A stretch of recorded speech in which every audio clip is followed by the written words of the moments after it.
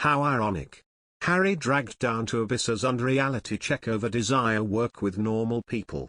Prince Harry was awarded a reality check in light of his desire to work more with normal people during unearthed interview footage.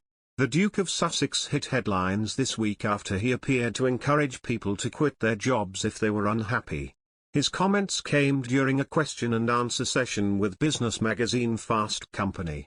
Speaking in his role as Chief Impact Officer for mental health firm, BetterUp, the Prince said, "I've actually discovered recently, courtesy of a chat with BetterUp Science Board member, Adam Grant, that a lot of the job resignations you mention aren't all bad.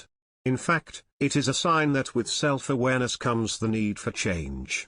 Many people around the world have been stuck in jobs that didn't bring them joy, and now they're putting their mental health and happiness first. This is something to be celebrated." He added that the world was at the beginning of a mental health awakening.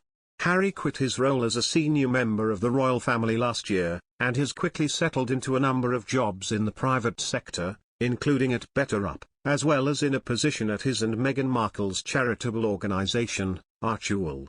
It is not the first time that he has commented on the world of work.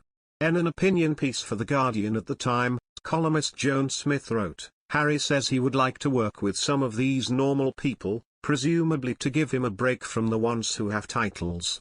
Most expectant parents look forward to a boy or a girl, but he belongs to a family where news of a birth is greeted with the words, 'It's a princess.'" Apparently Harry would also like to try his hand at earning a wage dash, although he didn't specify whether he meant minimum. Before concluding she wrote, "London is expensive and he might find it hard to keep up a flat in Kensington Palace on £6.50 an hour." In a sense, Harry has gone on to work with normal people. However, his wage is likely to be far higher than that earned by those who have normal jobs. He and Meghan secured what is thought to be a £109 million contract with Netflix to produce original content in 2020. And, they also landed a £36 million deal with Spotify in December 2020 to produce their podcast Archul Audio, which, at the time of writing, has produced just one 33-minute episode. Similarly, the pair have yet to release any original documentaries on Netflix. Reacting to Harry's comments about people quitting their jobs, Richard Wilkins, host of the Today Show Australia, branded the Duke's words as a bit rich. Meghan Markle's dad Thomas has spoken out again, this time blasting son-in-law Prince Harry as candy ass who would flee if they got into a fight. The 77-year-old has hit headlines saying the Duke of Sussex shouldn't have given up on his official royal duties. While speaking from his home in Rosario, Mexico, he claimed the prince had walked away from the Queen and the British people. Thomas told The Sun, "Harry walked away from his responsibilities and that's ridiculous. He walked away from his grandmother, the royals, and the British people. He's a candy ass. I'd take him on at my age any time.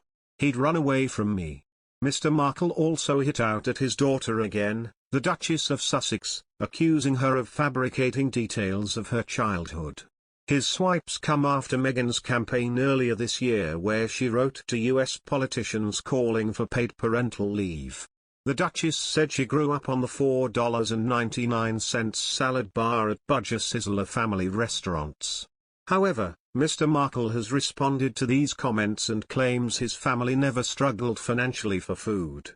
He added, "She's never, ever had to worry about anything like that in her life.